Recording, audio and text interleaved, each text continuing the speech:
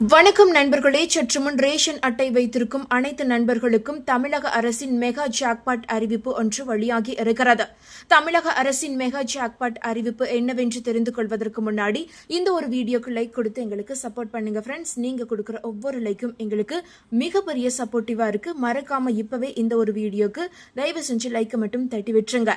இப்ப வாங்க வீடியோக்குள்ள போலாம்.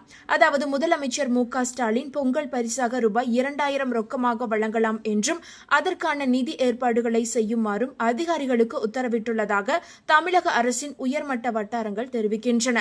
வரவிருக்கும் பொங்கல் பண்டிகை மற்றும் சட்டமன்ற தேர்தலை முன்னிட்டு தமிழக அரசு ரேஷன் அட்டைதாரர்களுக்கு இரட்டை மகிழ்ச்சியான செய்திகளை வழங்க திட்டமிட்டுள்ளதாக தகவல்கள் வெளியாகியுள்ளன. அதன்படி பொங்கல் பரிசாக ரொக்க பணம் வழங்குவது மற்றும் கலைஞர் மகளிர் உரிமை தொகையை உயர்த்துவது என 2 முக்கிய அறிவிப்புகள் விரைவில் வெளியாகலாம் என்று எதிர்பார்க்கப்படுகிறது. கடந்த அதிமுக ஆட்சியில் பொங்கல் பரிசாக ரூபாய் 1000 ரொக்கமும் பரிசு பொருட்களும் வழங்கப்பட்டன. ஆனால் திமுக அரசு பொறுப்பேற்ற பிறகு ரொக்க பணம் நிறுத்தப்பட்டு பொருட்கள் மட்டுமே வழங்கப்பட்டு வந்தன. இந்த பொருட்களின் தரம் குறித்து பொதுமக்களிடையே புகார்கள் எழுந்த நிலையில் வரும் பொங்கலுக்கு ரொக்க பணம் வழங்க வேண்டும் என்ற கோரிக்கை வலுத்துள்ளது. தேர்தல் நெருங்கும் வேளையில் மக்களின் அதிருப்தியை போக்கும் வகையில் ஒவ்வொரு ரேஷன் அட்டைதாரருக்கும் பொங்கல் பரிசாக ரூபாய் 3000 வழங்கலாம் என மூத்த அமைச்சர்கள் முதலமைச்சருக்கு பரிந்துரைத்துள்ளதாக கூறப்படுகிறது. ஆனால் மாநிலத்தின் நிதிநிலையை கருத்தில் கொண்டு அதிகாரிகளால் அதிகபட்சமாக ரூபாய் 1000 மட்டுமே சாத்தியம் என்று தெரிவிக்கப்பட்டதாக தெரிகிறது. இருதரப்பு ஆலோசனைகளுக்கு பிறகு முதலமைச்சர் மு.க. ஸ்டாலின் பொங்கல் பரிசாக ரூபாய் 2000 ரொக்கமாக வழங்கலாம் என்றும் அதற்கான நிதி ஏற்பாடுகளை செய்யுமாறும் அதிகாரிகளுக்கு உத்தரவிட்டுள்ளதாக தமிழக அரசின் உயர்மட்ட வட்டாரங்கள் தெரிவிக்கின்றன. இது குறித்த அதிகாரப்பூர்வ அறிவிப்பு விரைவில் வெளியாகலாம் என்று எதிர்பார்க்கப்படுகிறது. அதேபோல பீகார், டெல்லி போன்ற மாநிலங்களில் பெண்களுக்கான நிதியுதவி திட்டங்கள் தான் தேர்தல் வெற்றிகளுக்கு முக்கிய காரணமாக அமைந்ததை அடுத்து தமிழகத்திலும் கலைஞர் மகளிர் உரிமை தொகை திட்டத்தை மேலும் வலுப்படுத்த அரசு திட்டமிட்டு உள்ளதாம். தற்போது தகுதியுள்ள பெண்களுக்கு மாதம் ரூபாய் 1000 வழங்கப்பட்டு வரும் நிலையில் விடுபட்ட பயனாளிகளையும் ஜனவரி மாதம் முதல் திட்டத்தில், அதாவது ஜனவரி மாதம் இந்த திட்டத்தில் சேர்க்கும் பணிகள் தீவிரமாக நடைபெற்று வருகிறது.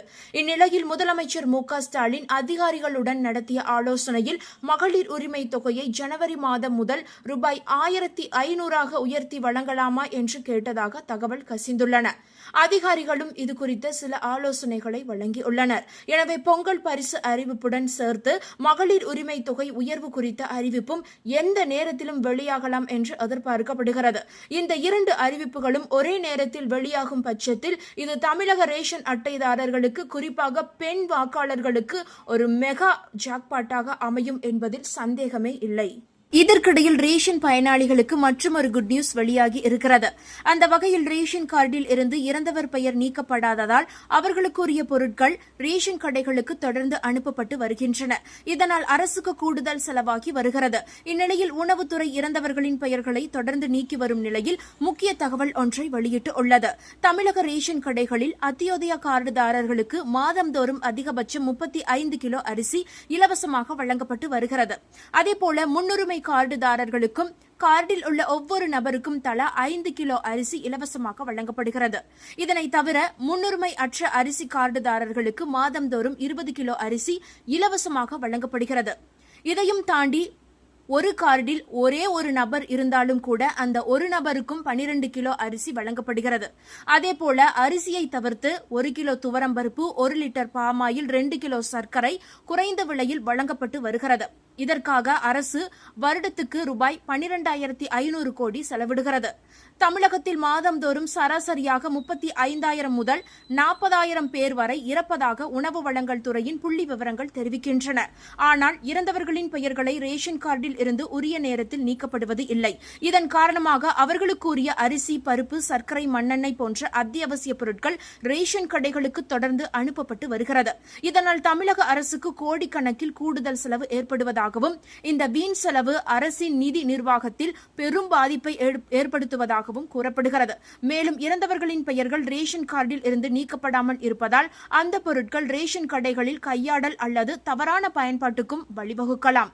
அதனால்தான் இறந்தவர்களின் பெயர்களை உடனடியாக ரேஷன் கார்டில் இருந்து நீக்க வேண்டுமென உணவு வழங்கல் துறை வலியுறுத்தியவாறே உள்ளது. குடும்ப உறுப்பினர்கள் உறவினரின் மரணத்தை உறுதி செய்யும் ஆவணங்களுடன் அருகிலுள்ள ரேஷன் கடை அல்லது உணவு வழங்கல் துறை அலுவலகத்தில் புகார் அளிக்க வேண்டும். அது மட்டுமல்ல, ஆன்லைன் முறையிலும் இது குறித்து விண்ணப்பிக்கலாம் என்று தெரிவித்தவாறே உள்ளது. அதாவது பெயர் நீக்கம் செய்ய இந்த ஒரு இணையதள முகவரி மூலம் விண்ணப்பம் செய்யலாம். இதனை தவிர ரேஷன் கார்டுகளை ஆய்வு செய்யவும் இறந்தவர்களின் பெயர்களை நீக்கவும் மாவட்ட அளவில் சிறப்பு குழுக்களும் இயங்கி வருகின்றன. ஆக மொத்தத்தில் மருத்துவத்துறையிடம் இருந்து மாதந்தோறும் இறந்தவர்களுடைய விவரங்களை பெற்று ரேஷன் கார்டில் இருந்து அவர்களுடைய பெயர்களை நீக்கும் பணியை உணவு வழங்கல் துறையே மேற்கொண்டு உள்ளதாம். அந்த வகையில் இறந்தவர்களின் பெயர்களை மருத்துவத்துறையிடம் தகவல் பெற்று ரேஷன் கார்டுகளில் மாதந்தோறும் சராசரியாக 40,000 பேர் பெயர்களை நீக்கப்பட்டு வருகின்றன. அதாவது இதில் ஒரே மாதிரியாக பெயர் உள்ள சிலரின் பெயரில் சந்தேகம் இருந்தால் மட்டும் சம்பந்தப்பட்ட உதவி ஆணையர் அல்லது வட்ட வழங்கல் அலுவலகங்களுக்கு தகவல் தெரிவித்து உரிய விசாரணைக்கு பிறகு நீக்கப்படுகிறது. தமிழகம் முழுவதும் 2.27 கோடி கார்டுகளில் 7 கோடி பேர் உறுப்பினர்களாக உள்ள நிலையில் நடப்பாண்டு வரை 1.83 லட்சம் ரேஷன் கார்டுகளில் இருந்து 6.15 லட்சம் பேரின் பெயர்கள் நீக்கப்பட்டுள்ளன என்று உணவுத்துறை தரப்பில் தெரிவிக்கப்பட்டு உள்ளது. மேலும் இதுவரை புதிய ரேஷன் கார்டு வாங்காதவர்கள் இந்த ஆண்டு இறுதிக்குள் புதிய ரேஷன் கார்டு வாங்கினால் நிச்சயம் 2 பயன்கள் கிடைக்க வாய்ப்புகள் உள்ளது. முதல் பலன் என்னவென்றால் மகளிர் உரிமை தொகை. மகளிர் உரிமை தொகை திட்டத்திற்கு விண்ணப்பித்து உரிமை தொகை பெற அதிக வாய்ப்புகள் உள்ளது. அடுத்ததாக இரண்டாவது வாய்ப்பு என்னவென்றால் ஒவ்வொரு முறையும் தமிழக அரசு தேர்தலுக்கு முந்தைய ஜனவரி மாதத்தில் பொங்கல் பரிசாக பணம் தந்துள்ளது. கடந்த 2019 முதல் 2024 வரையிலான ஆண்டுகளே இதற்கு சாட்சி. எனவே அந்த பணமும் உங்களுக்கு கிடைக்க வாய்ப்புகள் உள்ளது. இன்றைக்கு குடும்ப அட்டை மிகவும் இன்றி அமையாதது. அது இல்லாவிட்டால் அரசின் நலத்திட்ட உதவிகளை பெறுவது, அத்தியாவசிய பொருட்களை மானிய விலையில் பெறுவது சாத்தியமே இல்லை. அதேபோல குடும்ப அட்டையான ரேஷன் கார்டு தான் ஒரு குடும்பம் என்பதற்கான அடையாளம். ரேஷன் கார்டு வாங்கிவிட்டால் எளிதாக வாக்காளர் அடையாள அட்டை வாங்கிவிடலாம்.